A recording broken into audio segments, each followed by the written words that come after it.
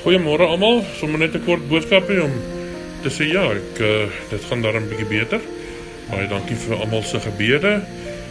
Dokter was nou hier vanoggend, hy's baie tevrede met my vordering. Ja, so sommer net baie dankie vir almal en hopelik is ons vanaf weer by die huis.